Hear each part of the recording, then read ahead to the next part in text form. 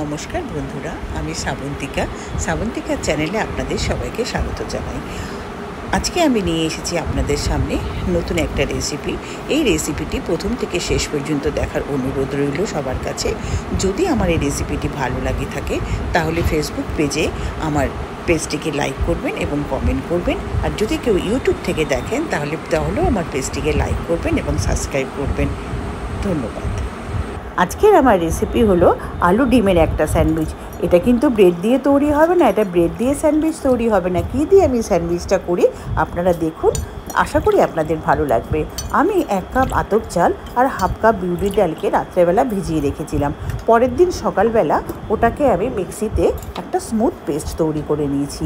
Smooth পেস্টটাকে আমি একটা বাটির মধ্যে ওটাকে ঢেলে নিয়েছি। দেখুন এইরকম পেস্টটা হবে, খুব পাতলাও হবে না আবার খুব ঘনও হবে না। তার মধ্যে আমি দিয়ে দিয়েছি হাফ কাপ সুজি আর হাফ কাপ টক দই আর সামান্য পরিমাণে নুন। এই স্যান্ডউইচটা আমার হঠাৎ কেন জানি না মনে হলো যে ব্রেড দিয়ে যখন স্যান্ডউইচ হয় আর এইভাবে একবার একটু করে দেখি না স্যান্ডউইচ করা যায় কি না। আপনারা যদি কেউ এভাবে স্যান্ডউইচ বানিয়ে থাকেন প্লিজ আমাকে কমেন্ট বক্সে জানাবেন। আমি নিজের মাথা থেকে আইডিয়া করে এটা বানিয়েছি। ব্যাটারটাকে এইভাবে ফেটিয়ে নিয়ে ঢেকে রেখে দেবেন বেশ কিছুক্ষণের জন্য। রেখে দিয়ে তারপরে আমি কি করেছি, 2টো আলুকে সেদ্ধ করে নিয়েছি আর 2টো ডিম সেদ্ধ করেছি। তারপরে ডিম আলু সেদ্ধটাকে আমি চটকে নিয়েছি। আপনারা চাইলে আলু সেদ্ধটাকে প্রেসারে কুড়িয়েও নিতে পারেন। কড়াইতে সাদা তেল গরম করে ওর মধ্যে আমি সর্ষে, জিরে আর শুকনো লঙ্কা আর একটু সামান্য বিউলির ডাল ফোড়ন দিয়েছি। ফোড়নটা যেই একটু ভাজা হয়ে এসছে তখন আমি তার মধ্যে দিয়ে দিয়েছি বেশ কিছুটা কারি পাতা দিয়ে আমি আবার একটু নেড়ে নিয়ে ওর মধ্যে একটা বড় সাইজের পেঁয়াজকে ভালো করে মিহি করে কুচিয়ে আমি ওর মধ্যে দিয়ে দিয়েছি। পেঁয়াজ, কারি পাতা, শুকনো লঙ্কা এগুলোকে একটু ভাজতে দিয়েছি। যেই এগুলো একটু ভাজা হয়ে আসবে তখন আমি ওর মধ্যে দিয়ে দিয়েছি একটা টমেটোকে এবং একটা আদাকে প্রেসারে কুড়িয়ে। আপনারা চাইলে আদাটাকে কুচিয়েও দিতে পারেন বা একটু পেস্ট করেও দিতে পারেন। এই সময় গ্যাসটাকে আপনারা মিডিয়াম ফ্লেমে রাখবেন, হাই ফ্লেমে করবেন না, তাহলে মশলাটা পুড়ে যেতে পারে। আদা, টমেটো, পেঁয়াজ এগুলো দিয়ে আমি দিয়েছি সামান্য একটু নুন আর সামান্য একটু হলুদ। নুন হলুদ দিয়ে টমেটোটাকে আমি মজতে দিয়েছি। টমেটোটা যেই সফট হয়ে আসা পর্যন্ত আমি অপেক্ষা করেছি। যেই টমেটোটা সফট হয়ে এসছে তখন আমি ওর মধ্যে দিয়ে দিয়েছি মটরশুঁটি। এটা অবশ্যই ফ্রোজেন মটরশুঁটি, এখন তো আর ফ্রেশ মটরশুঁটি পাওয়া যাবে না, তাই আমি ফ্রোজেন মটরশুঁটি এর মধ্যে ব্যবহার করেছি। ফ্রোজেন মটরশুঁটিটাকে দিয়ে মটরশুঁটিটা সেদ্ধ হওয়া না পর্যন্ত আমি মশলাটাকে কষিয়ে গেছি। তারপরে আমি ওর মধ্যে দিয়েছি একটু ভাজা মশলা আর ডিম আলু যেটা আমি সেদ্ধ করে রেখেছিলাম সেটা। ডিম আলু সেদ্ধটার সাথে মশলাটাকে ভালো করে আপনারা মেখে নেবেন।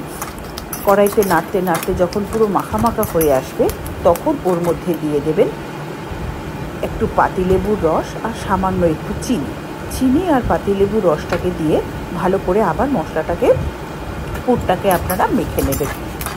আপনারা চাইলে এর মধ্যে ধনেপাতাও দিতে পারেন, আমার কাছে ছিল না তাই আমার দেওয়া হয়নি। ধনেপাতা দিলেও মন্দ হবে না। এইভাবে নাড়তে পুরটা যখন একদম মাখো হয়ে যাবে এইভাবে আমার পুরটা রেডি হয়ে যাবে। পুরটা রেডি করে একটা জায়গায় রেখে ঠান্ডা হতে দেবেন। তারপরে ওই ব্যাটারটার মধ্যে হাফ চামচ বেকিং সোডা আর অল্প 1 চামচ বেকিং পাউডার দিয়ে ওটাকে ভালো করে ফেটিয়ে নেবেন। ভালো করে ফেটিয়ে নিয়ে 1 মিনিট 2-3 রেখে দেবেন। রেখে দিয়ে তারপরে কি করবেন, গ্যাসে একটা বড় পাত্রে গরম জল বসাবেন। জল বসিয়ে ওটাকে গরম হতে দেবেন। যেই জলটা একটু গরম হয়ে আসবে তখন তার উপরে একটি থালা দিয়ে থালাটার মধ্যে বেশ কিছুটা তেল মাখিয়ে নিয়ে ওই ব্যাটারটাকে ওর মধ্যে ঢেলে দেবেন এবং ওটাকে তার উপর দিয়ে একটু ঢেকে দেবেন। এইভাবে এটাকে ভাপে হতে দেবেন, সেদ্ধ হতে দেবেন। আপনারা এই প্রসেসটা মাইক্রোওভেনেও করতে পারেন। মাইক্রোওভেনেও দিয়ে 3 থেকে 4 মিনিট করলেই এটা সেদ্ধ হয়ে ভাপে তৈরি হয়ে যাবে। যেই এটা সেদ্ধ হয়ে ভাপে হয়ে যাবে তখন এটাকে নামিয়ে চৌকো চৌকো করে পিস করে নেবেন। পিসটা আপনারা চৌকোও করতে পারেন বা স্যান্ডউইচ যেমন ত্রিকোণ হয় সেরকমও করতে পারেন। এবার একটা পিসের ওপরে ওই পুরটাকে যেই পুরটা আমি বানিয়ে রেখেছিলাম ভেজ পুর, সেই পুরটাকে ওর মধ্যে লাগাবেন। পুরটাকে দিয়ে তার উপরে আবার আরেকটা পিস দিয়ে দেবেন। দেখুন আমি দেখিয়েছি আমি কিভাবে করেছি। এইভাবে দিয়ে আরেকটা পিস দিয়ে চেপে দেবেন।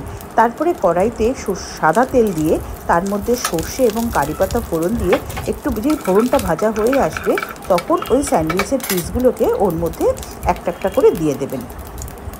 একটা একটা করে দিয়ে আপনারা চাইলে এই পুরে আপনারা চিকেনও দিতে পারেন, চিকেনও ব্যবহার করতে পারেন, খেতে আরও ভালো হবে। পনিরও দিতে পারেন। এইভাবে উল্টে পাল্টে নিয়ে আপনারা স্যান্ডউইচগুলোকে হালকা করে ভেজে নেবেন। এই ভাজাটা আমার মনে হয়েছে যেহেতু কারি পাতার পুর রয়েছে তাই আমি কারি পাতা সর্ষে দিয়েই করেছি। আপনারা চাইলে বাটারেও এটাকে ফ্রাই করতে পারেন। এইভাবে আমার হয়ে যাবে ব্রেড ছাড়া স্যান্ডউইচ। আমি এটা কোকোনাট চাটনির সাথে সার্ভ করেছি, আপনারা সসের সাথেও